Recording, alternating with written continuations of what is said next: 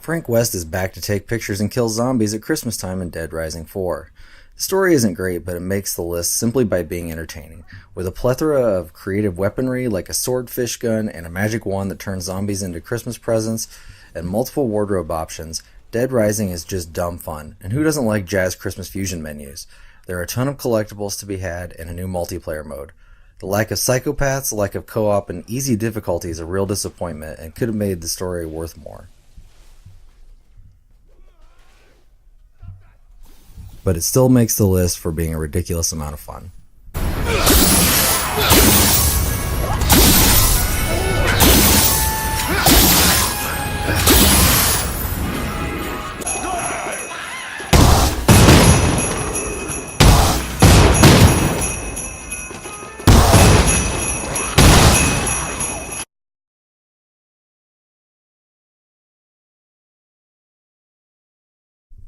Forza Horizon 3 is a showcase in what a driving game should be.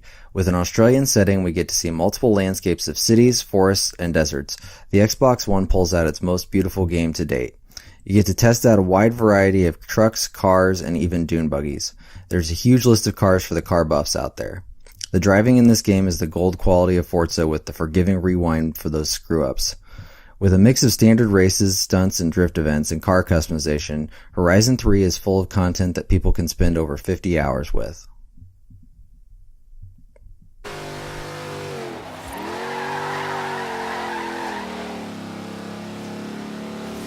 In 400 meters, bear left.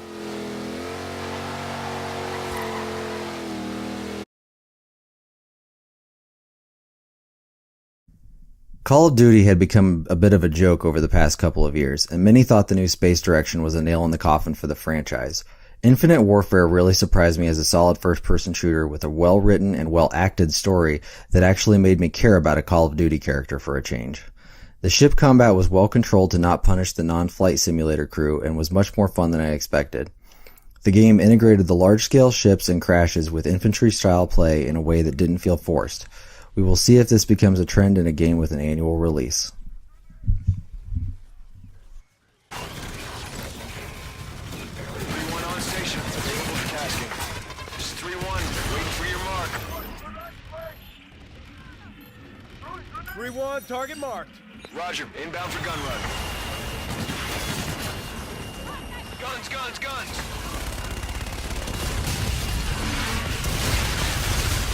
Good hit, 3-1.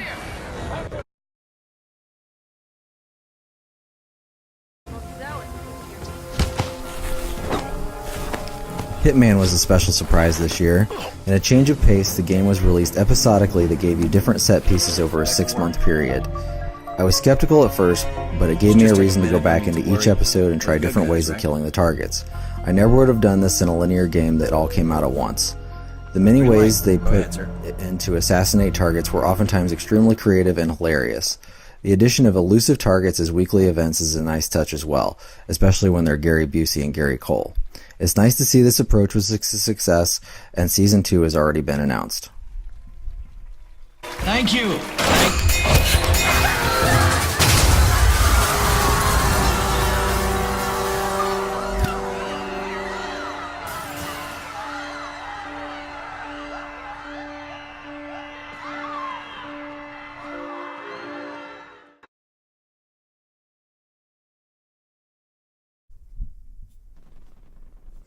Nathan Drake is back, and this time he has a long-lost brother.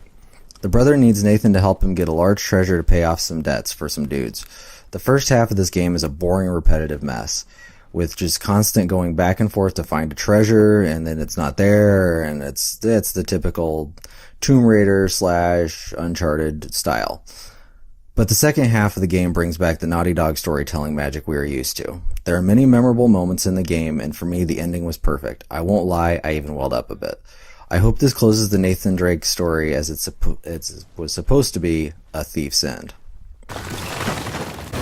Waterfall!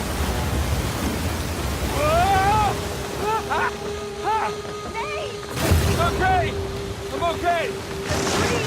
The tree is not okay! Oh, come on! Over here, quick!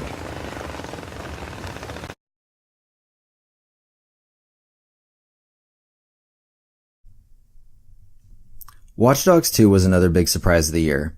In this sequel, we find ourselves in the much more vibrant city of San Francisco and a more lighthearted cast of characters.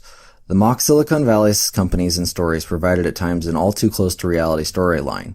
The pacing of the story and the main villain kept me engaged, and it was one of those games I didn't want to put down. The introduction of the drone mechanics were a smart move, as it's hard to believe that a group of hackers is also a group of well-skilled mercenaries. Overall, Watch Dogs 2 is a much better game than its original, and I'm looking forward to see if they can pull this off in another city.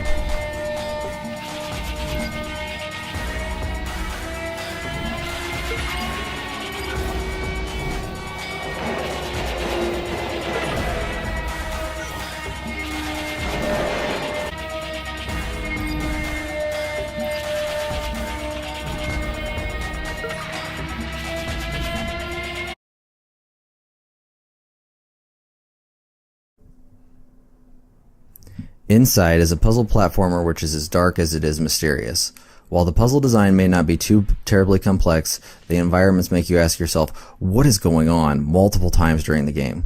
Like a great movie, Inside had you talking about every plot point with your friends and asking everyone you knew, have you played Inside? Have you seen the ending? What the hell was that? Inside is an achievement in art design and storytelling.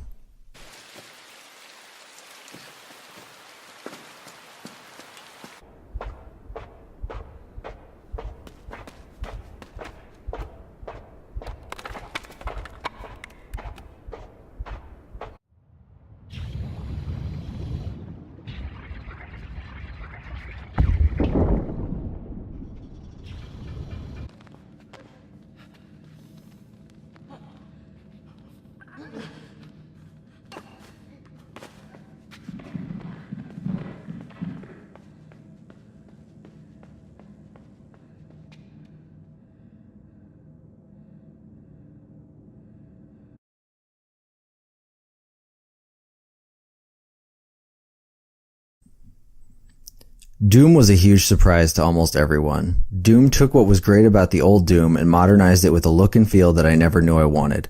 The music and style of the combat are so over the top and never takes itself too seriously.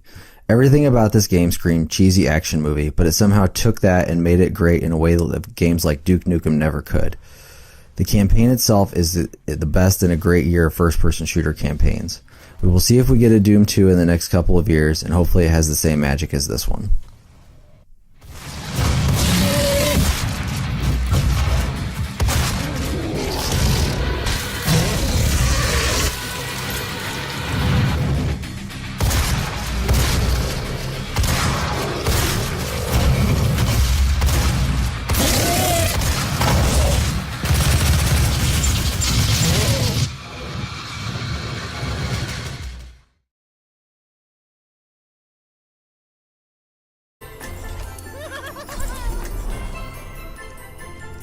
Overwatch was way under my radar. I never expected a failed MMO turned first-person objective shooter to capture my attention the way it did.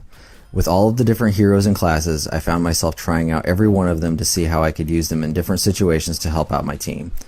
The team concept and lack of a public-facing kill-death ratio made this game accessible to non-competitive players in a way I never thought of. I find myself coming back to Overwatch just to see the new characters and events, and I hope they keep doing this in the future. But please, get rid of the loot boxes. I just don't care. Maybe some people care, just not me.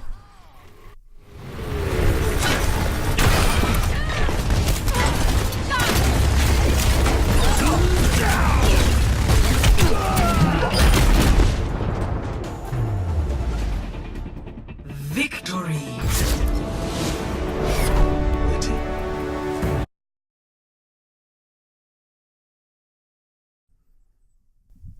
Titanfall 2 is the perfect first-person shooter in my opinion.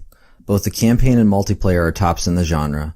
The campaign is new for Titanfall and gives you a long tutorial on the movement of the pilot and the abilities of each of the Titans. The campaign also provided me a better relationship with a robot than I had with a giant catbird in The Last Guardian. The multiplayer lobbies are snappy and put you in games quickly. It runs at 60 frames per second and there are plenty of maps and modes for every type of player. And all of the DLC maps are going to be free. The fast-paced craziness of the multiplayer gives you a great sense of accomplishment when you pull off something amazing, which is at least once or twice a match. double time. They're trying to force